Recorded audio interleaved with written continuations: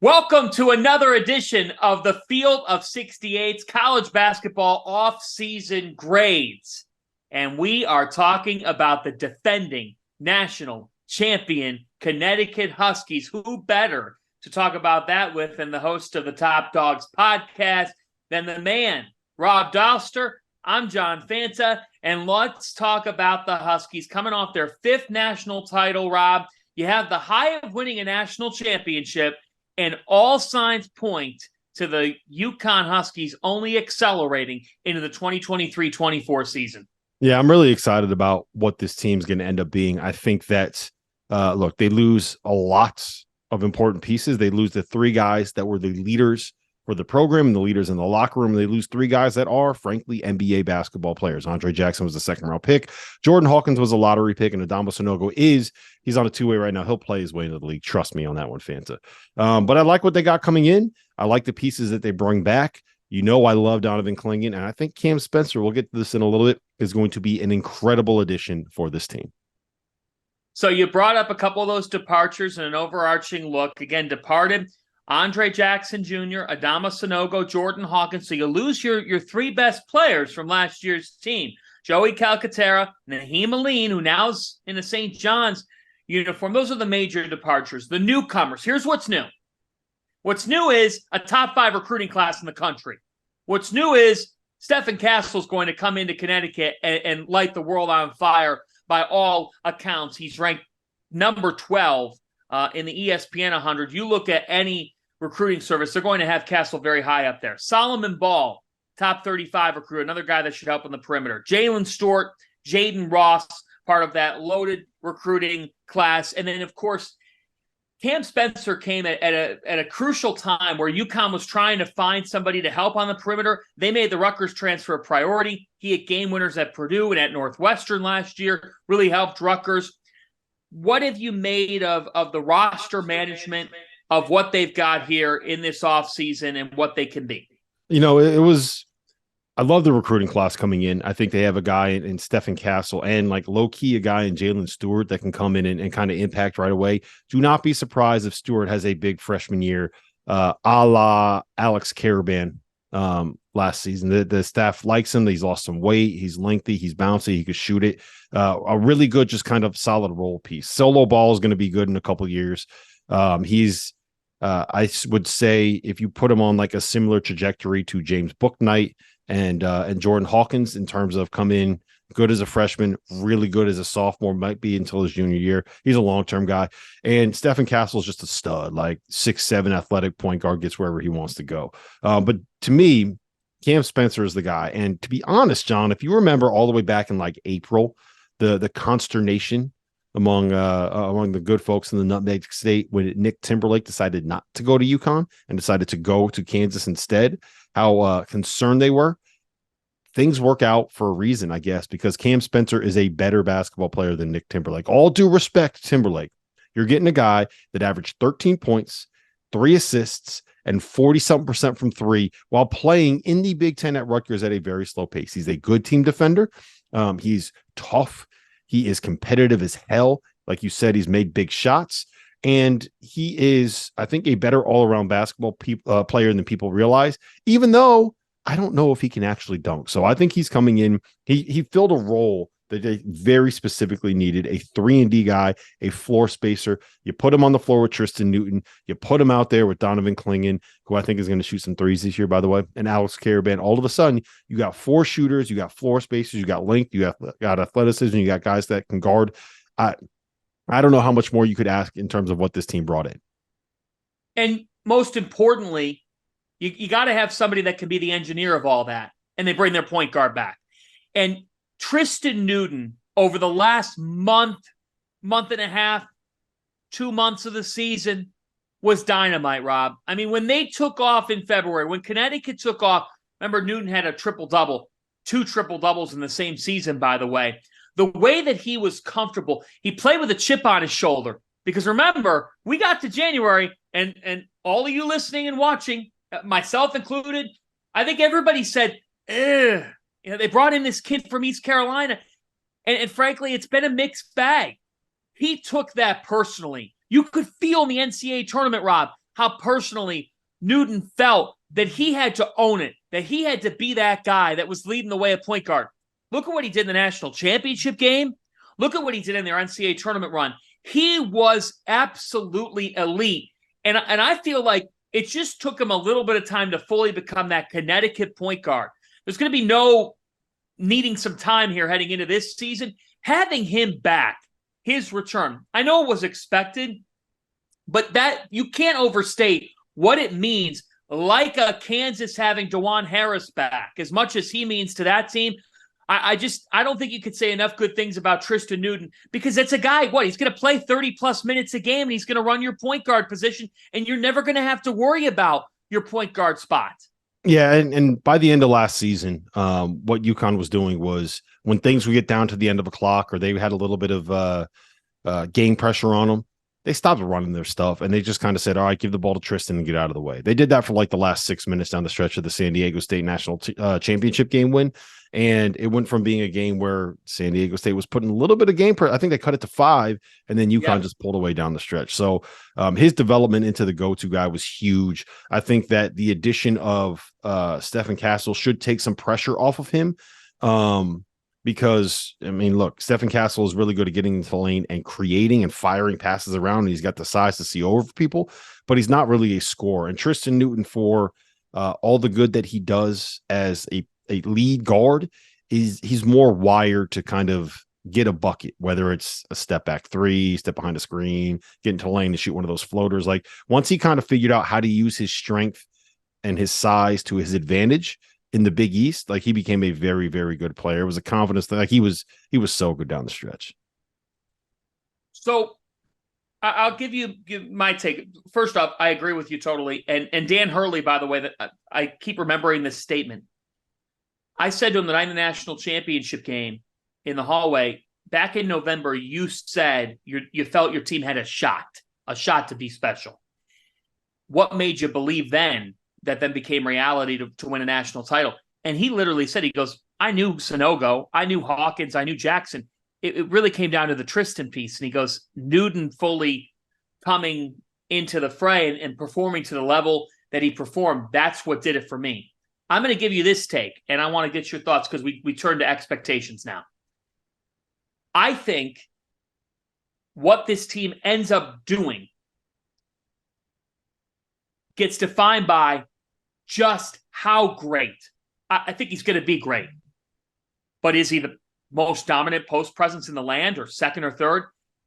Like, how great Klingan is, for me, can then speed UConn to maybe going back-to-back Final Fours. I don't think that's out of the equation. I think that's the unknown. Like, we all know he's going to be great. We all know he's poised for that big leap. But is it National Player of the Year-esque, Rob? Is that on the table?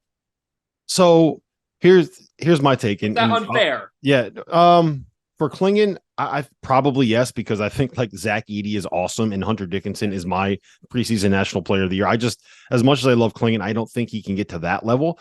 But I don't think like calling him first or second team All-American is something that is out of the question. What I'll say is this. So I'll get to the expectations in a second. I would say that the X factor for this team this season is going to be Samson Johnson.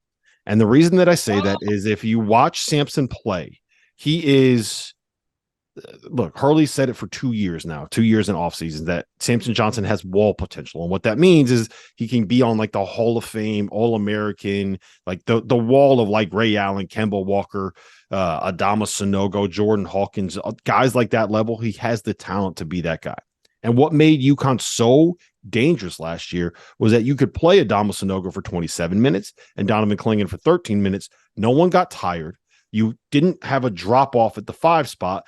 And no one had to worry about fouls. No one had to worry about anything. You just go out there, you play your balls off for the time that you're on the floor, and you can, and it works.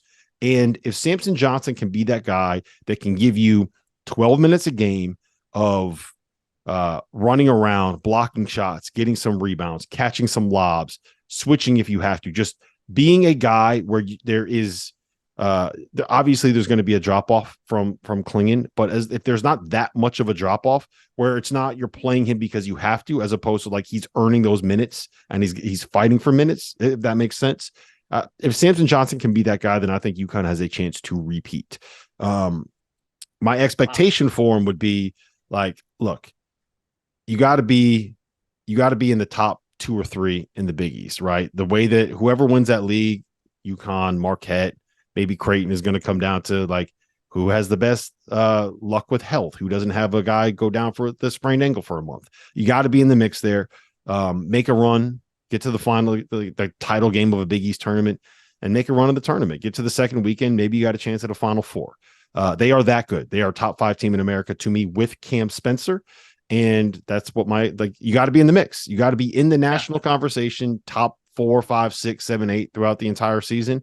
That'll put you in the mix to win a Big East title. That'll put you right there to win a Big East tournament. And if you're that good, you got a chance to repeat. And that's what my expectation would be. Win one thing. Let's win one thing, Fanta. How about that? I'm with you. I mean, it's hard to like you also have to normalize expectations, and I understand every Connecticut fan expects to win a national championship at the start of every year. That's why we love you, UConn fans. It's why you're the best. And honestly, it's not an unfair expectation. I mean, they've got a good enough team to do it. I think we're all high on Klingan. That's why I asked you the question, and I'm with you. For the record. I'm asking the question to create some buzz. I think that Edey and Dickinson would be more positioned. But like the way that Klingan could evolve, the player he can turn into, there's so much to like about Donovan. He is the perfect UConn player. He takes great pride in playing for the program.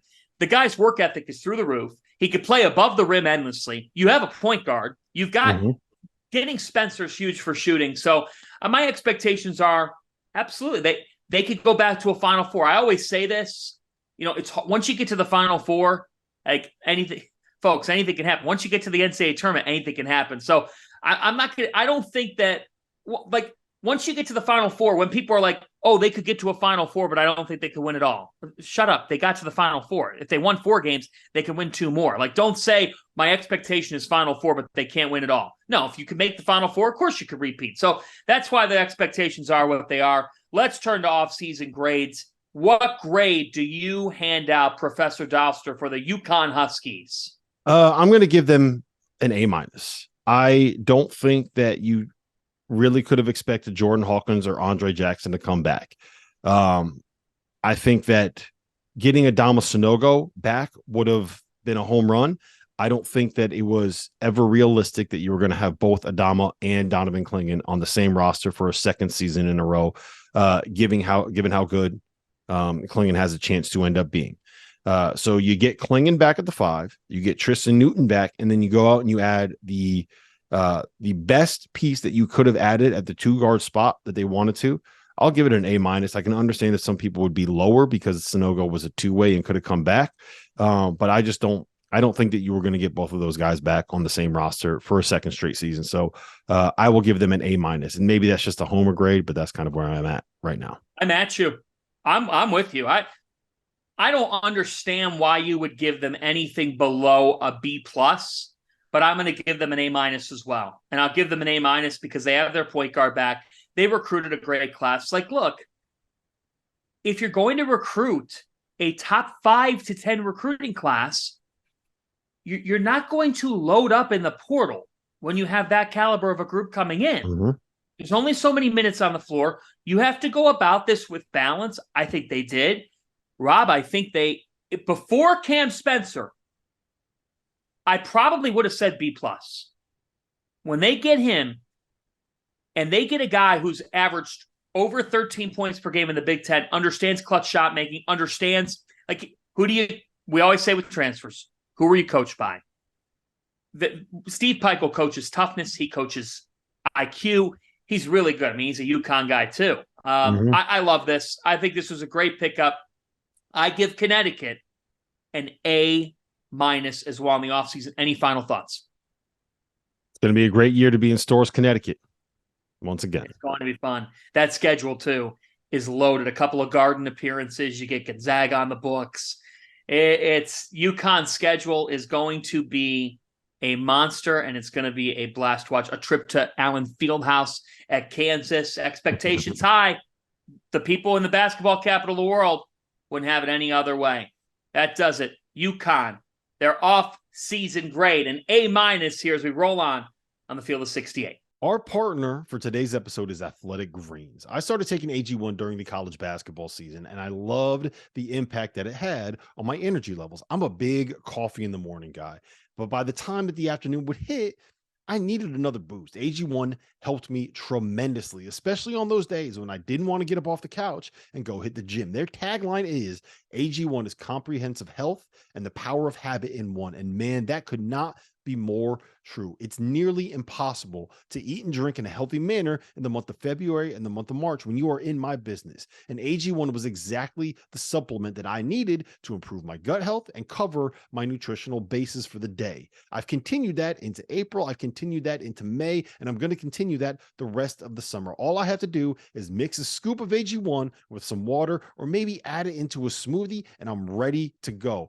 Do it after lunch, and you'll be ready to go for the rest of the day. If a comprehensive solution is what you need from your supplement routine, then Athletic Greens is giving you a free 1-year supply of vitamin D and 5 free travel packs with your first purchase. Go to athleticgreens.com/field68. That's field68, FIELD, the number 6, the number 8, and you can get yours now. So check it out and help support this show. Thanks.